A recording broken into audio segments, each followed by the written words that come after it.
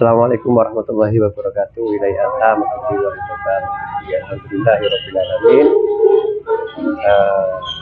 Memiliki kula pun sampai menjadi Mbah Yai Mansur sabelu rutinan Senin malam Selasa tiap hari Senin. Alhamdulillah nih kali beliau didampingi tak snack preman tobat. Alhamdulillah semua itu ada hikmahnya. Preman kalau mau ambil hikmahnya, insya Allah apapun kejadiannya di dunia ini, kalau kita mau ambil hikmahnya, insya Allah. Nah, ini saya coba nyikapi tentang keterangannya Gus Yai, dan saya sendiri membaca arti daripada yang disampaikan Ibnu Athaillah tentang kodok dan qadar. Teman-teman sekalian, jamaah Hikam, dan juga Mbak Yai Gus Jos yang dirahmati Allah. Saya menganggap bahwa kodok dan qadar ini adalah gudangnya ilmu kalau kita bisa menyikapi. Karena proses semua yang diturunkan oleh Allah pasti lewat rukun iman yang keenam ini, yaitu kodok dan qadar. Maka saya menganggap kodok dan qadar ini adalah gudangnya ilmu dan juga pondasinya iman, karena penyangga daripada rukun iman yang lain. Nah, bagaimana kita bisa menerima segala kenyataan kodok dan qadar walau itu bertentangan dengan kemauan kita, artinya kecewa, baik dalam kehidupan sosial bermasyarakat dan kehidupan beribadah. Tentunya kita harus bisa perang melawan hawa nafsu, bisikan-bisikan setan yang tentunya mereka itu nggak ingin kita menerima kenyataan yang dari Allah. Apakah kita bisa menang? Nah, ini keterangannya kodok dan qadar, tapi kita harus minta bantuan untuk mengalahkan nafsu. Siapa yang bisa? Hanya Allah yang bisa mengalahkan nafsu. Manusia sakit lagi. Bahwa sekuat apapun keimanan tetap nggak bisa melawan dia, kecuali Allah yang menolong. Iya, betul. Pakat nih. Nah, kemudian ya, kita selalu memohon kepada Allah agar kita dikasih kemenangan dalam lawan hawa nafsu. Ketika kita sudah menang, dikasih Allah kemenangan dengan mengalahkan hawa nafsu, kita nggak boleh membunuh hawa nafsu, tapi kita harus bisa mengendalikan hawa nafsu itu. Soalnya hawa nafsu dibunuh bahaya, nek. Snack oleh kawan Nabi kata, ya pakai sengaja. Ya, nyambut gawe malas. Bareng ngono listrik gak ono, wong males kabeh. Nafsu itu kita kalahkan dan kita kendalikan. Kemudian kalau kita sudah bisa mengalahkan nafsu, maka nafsu ini akan lemah dan kita akan gampang menerima kodok dan qadarnya Allah. Nah, dari kodok dan qadar inilah kita akan bisa banyak pengalaman, walau pahit tapi hikmahnya ada. Nah, hikmah ini akibat apa? Akibat adanya kodok dan qadar. Karena kodok dan qadar ini ibarat bola, separuh kodok, separuh qadar. Ini terus berkaitan, nggak bisa lepas. Mari kodok, qadar, nah, terus ini. Habis makan, minum, habis minum, BAB, habis BAB, tidur, terus berkaitan ini, habis kodok. Sehingga ini kalau kita bisa benar-benar memanainya, ya tentu aku kan nggak ngarah kecewa, nggak akan kecewa. Contoh, bahwasanya saya mengatakan kodok dan qadar ini adalah gudangnya ilmu.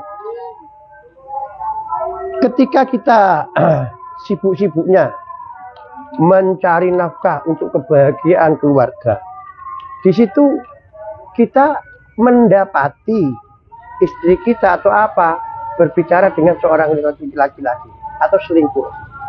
Karena kita sudah punya anak, Akhirnya kita sibuk untuk mempertahankan. Gimana caranya? Walhasil kita menjadi tertekan. Kita menjadi tekanan batin. Dan kita cenderung mendolimi diri sendiri. Terus dilakukan. Sampai akhirnya kita sakit-sakitan. Nah, ini gimana cara mengelola kodok dan qadar ini, gimana penerapannya? Kita selalu harus berpikir ke depan bahwasannya Allah itu nggak suka kepada orang yang zalim, termasuk mendolimi dirinya sendiri. Kalau mempertahankan keluarga ini, toh akhirnya mendolimi dirinya sendiri dan nggak ada rukunnya, paling baik cerai. Kita husnudon, yakin kalau Allah itu punya rencana yang baik buat kita. Nah, kemudian terjadilah perceraian. Akhirnya yang satu ini dapat orang mapan, satunya juga orang mapan. Akhirnya dengan perceraian ini dua-duanya dapat orang mapan dan dua-duanya dapat bahagia.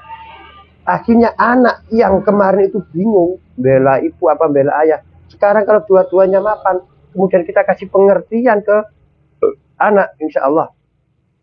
Nih, yang kedua, kalau kita itu bisa menerima qadar dan qadar. Kita contohkan aja kemalingan. Kemalingan ini jelas sesuatu yang nggak enak ya, nggak enak sekali. Tapi kita kalau mau husnuzon dan menerima, ya inilah takdir Allah, kita akan dikasih Allah pikiran yang baik. Karena apa? Dari ini kita akan mendapat suatu ilmu. Ilmu dari kemalingan ini akhirnya kita bisa betapa Allah sayangnya kepada kita. Contoh, kita kemalingan mobil. Udah takdirnya Allah kemalingan mobil, ya kan? Tentunya kita kan harus iman kepada qadar, rencananya Allah. Kenapa kok kita kehilangan mobil? Allah punya rencana apa? Ini yang kita pertanyakan. Setelah kita pertanyakan pada diri sendiri, maka kita harus mengimani bahwa Allah punya rencana yang baik. Takdir kita kehilangan mobil, tapi pikiran kita langsung iman kepada rencananya Allah. Allah punya rencana dengan mengambil mobil saya. Dengan mobil saya ini diambil, insya Allah Allah menyelamatkan saya dari banyak hal. Mungkin biasanya malam ke diskotik, nggak jadi ke diskotik. Yang kedua, barangkali nantinya kita kalau jalan tabrakan sama mobil besar sehingga mobil cemet kita mati, nggak jadi karena mobil. Nah, hikmahnya sekali. Hikmah daripada kita mengimani adanya qadar dan qadar, itu akan menata batin kita, akan menerangi hati kita. Di mana hati kita ini dengan sendirinya akan menempatkan diri pada tanggung jawab yang diberikan oleh Allah. Yaitu apa? Menjaga hati agar tetap bersih dan bening dari unsur-unsur duniawi. Itu yang pertama. Yang kedua, di sini ketika manusia itu sudah bisa menjaga dan tahu kewajibannya, Allah pun akan mencukupi segala hajat duniawinya. Karena memang ini tanggung jawab Gusti Allah. Seluruh hajat hidup kita, jangankan kita, rojo koyo, semuanya yang hidup di dunia ini ditanggung oleh Allah. Cuman Allah itu memberi tugas kepada kita jaga hati. Nah, termasuk yang terberat kita sebenarnya ya, menjaga hati dan tetap iman kepada qadar dan qadar. Karena disinilah tempat nafsu setan mengkoyak-koyak keimanan manusia ini, ya di qadar dan qadar ini. Pondasinya iman, ya qadar dan qadar ini. Klimaknya iman, ya qadar dan qadar ini. Karena di sini segala proses duniawi ini akan ditempa di qadar dan qadar. Dan qadar itu semua rencana dan takdir akan diikut sertakan kepada nafas ini. Ingat ya, takdirnya Allah selalu diikut sertakan dalam nafas kita. Kebaikan kita, keburukan kita nanti dihitung di sekian napas, berapa ribu napas kita akan terjadi di semikian. Karena yang paling istiqomah, reaksi gerak yang paling lumintu dan jujur di antara tubuh kita ya napas. Kalau napas ini narik sak sendok, pasti keluarnya sak sendok. Kalau napas ini nyedot sak omplung, pasti keluarnya sak omplung. Apa tuh Pak? Enggak mungkin. kembungan itu lek diisi angin kira-kira jenis sakmene, ditokno ya angine pancet. Ini napas. Jadi seluruh takdir kita diikutkan dengan kejujuran napas kita. Gimana caranya? Kalau takdir ini biar bisa mendampingi kejujuran napas kita. Napas kita pakai zikir. Tarik napas, keluar Allah di dalam hati. Kolaborasi jasad ini sangat penting untuk bisa kita memenangkan dan dimenangkan oleh Allah dari. Nah, ambil kesimpulan. Titik klimaknya orang merasakan nikmat dari segala nikmat di dunia, dia yang sudah bisa merasakan nikmatnya iman. Nikmatnya iman yang terbesar ada di qada dan qadar. Setelah kita bisa menerima dan menjalankan qada dan qadar, insya Allah kita akan dikasih Allah makom. Makom apa? Makom takwa. Nah, takwa di sini udah lepas dari menjalankan perintah dan menjauhi larangan loh ya. Di sini takwa dalam konteks iman qada dan qadar ini, yaitu dia yang sudah bisa mengalahkan nafsu dan bisa nyetir hawa nafsunya. Nah, itu teman-teman. Ini yang bisa kita sampaikan. Apabila ada kekurangan, ya itulah kebodohan saya. Saya mohon bimbingan sebanyak-banyaknya dari seluruh kiai-kiai, ustadz, dan para kustus yang ada di grup ini. Jujur, saya nggak bisa baca kitab. Saya hanya bisa mendengarkan. Tak bolan baleni, mocoi tak bolan baleni, baru saya bisa ambil kesimpulan.